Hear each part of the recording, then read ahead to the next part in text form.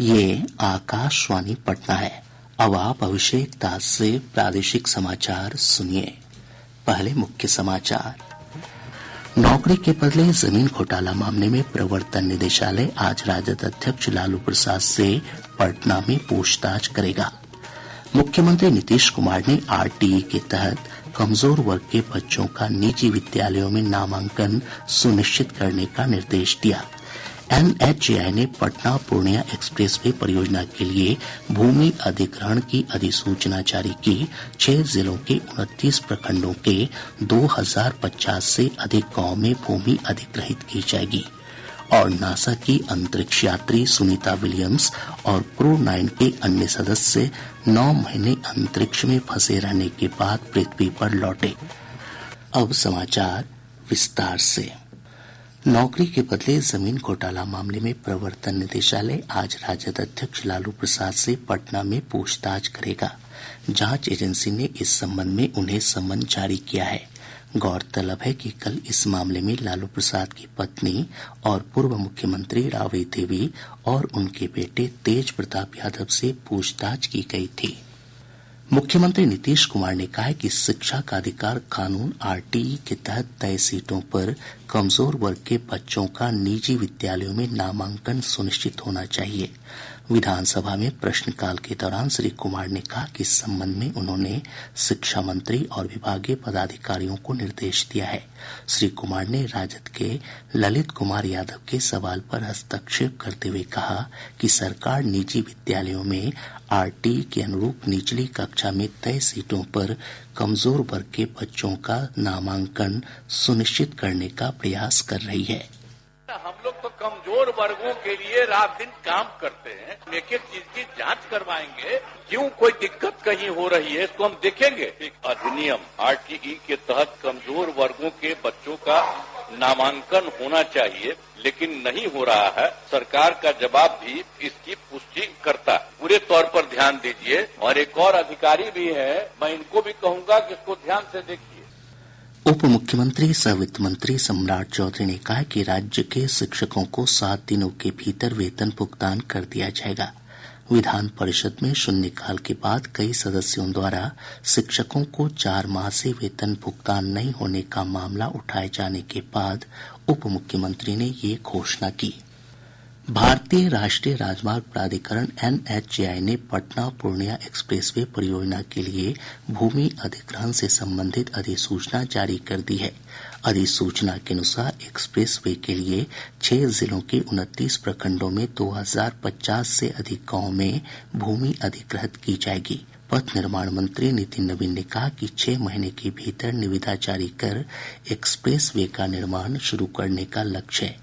6 लेन चौड़े इस एक्सप्रेसवे की अनुमानित लागत 18,000 करोड़ रुपए से अधिक है। 3 साल के भीतर इसका निर्माण पूरा कर लिया जाएगा। उन्होंने बताया कि लगभग 282 किलोमीटर लंबा यह एक्सप्रेसवे वैशाली के मीरनगर से शुरू होकर समस्तीपुर, दरभंगा, सहरसा और मधेपुरा जिले से गुजरते हुए पूर्णिया के चंदभावी तक जाएगा। केंद्रीय मंत्री गिरिराज सिंह ने कहा है कि बेगूसराय स्थित क्षेत्रीय मक्का अनुसंधान केंद्र का स्थानांतरण नहीं होगा। श्री सिंह ने कहा कि उन्होंने इस संबंध में केंद्रीय कृषि मंत्री शिवराज सिंह चौहान से बातचीत की है। कृषि मंत्री ने इस संबंध में जारी आदेश को निरस्त करने का आश्वासन दिया है। उन्होंने कहा कि विपक्ष इस मुद्दे को लेकर लगातार भ्रम फैला रहा है। गौरतलब है कि कृषि मंत्रालय ने क्षेत्रीय मक्का अनुसंधान केंद्र बेगूसराय को कर्नाटक के शिवमोगा में स्थानांतरित करने का आदेश जारी किया है। जल संसाधन विभाग की भूमि पर अतिक्रमण करने वालों पर प्राथमिकी दर्ज करवाई जाएगी। विभाग के प्रधान सचिव संतोष कुमार मल ने इस संबंध में सभी मुख्य अभियंताओं को पत्र जारी किया है।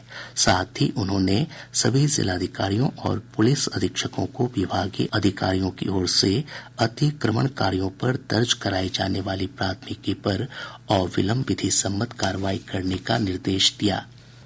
पुलिस महानिदेशक विनय कुमार ने कहा है कि महिलाओं को गलत बातों का प्रतिकार करना चाहिए।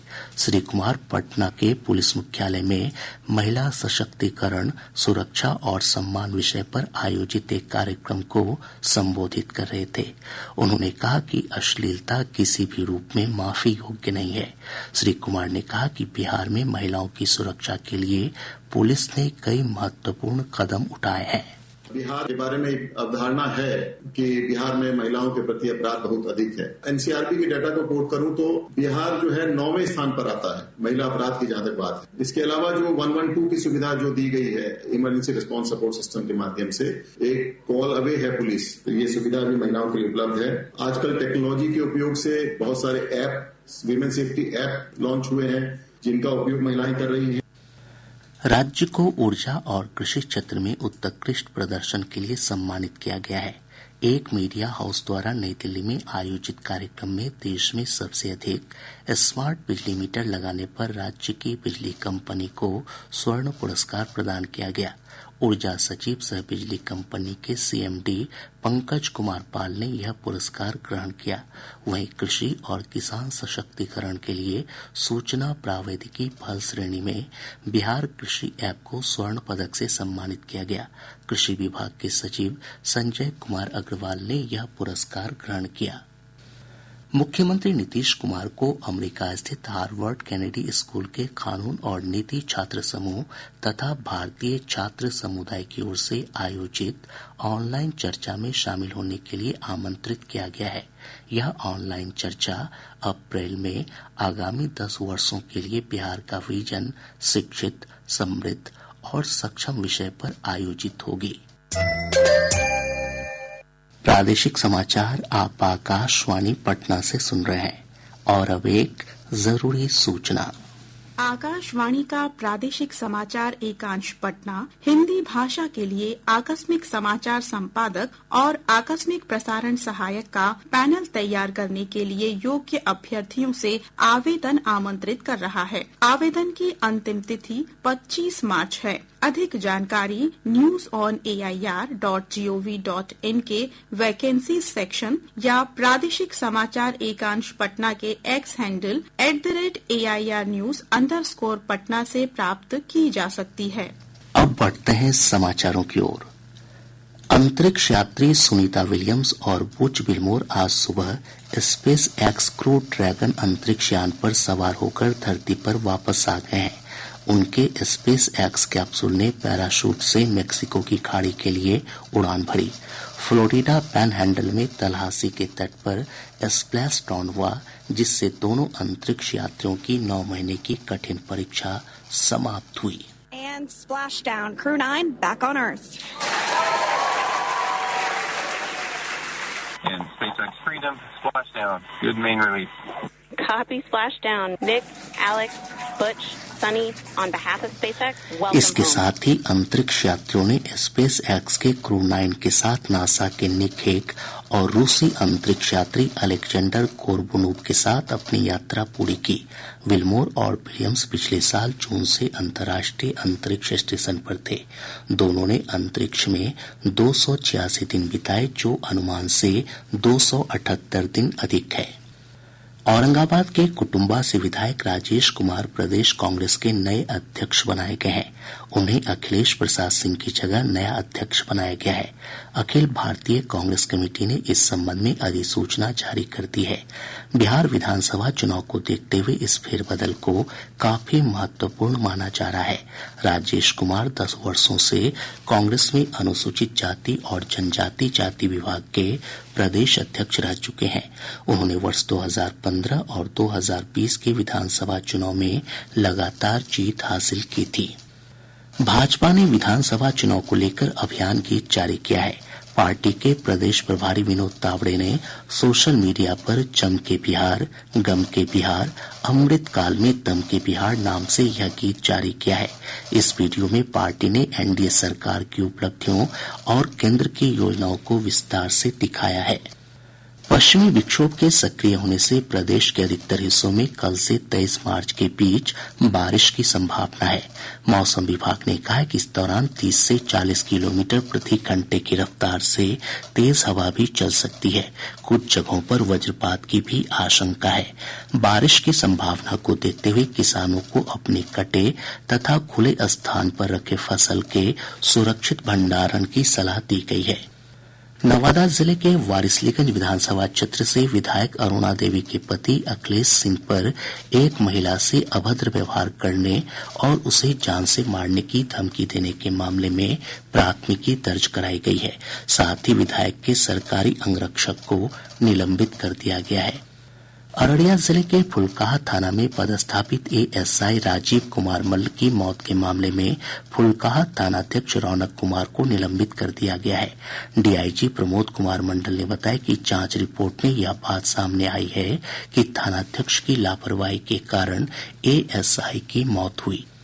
समाज कल्याण विभाग ने बेगूसराय की जिला कार्यक्रम पदाधिकारी सुगंधा शर्मा को निलंबित कर दिया है।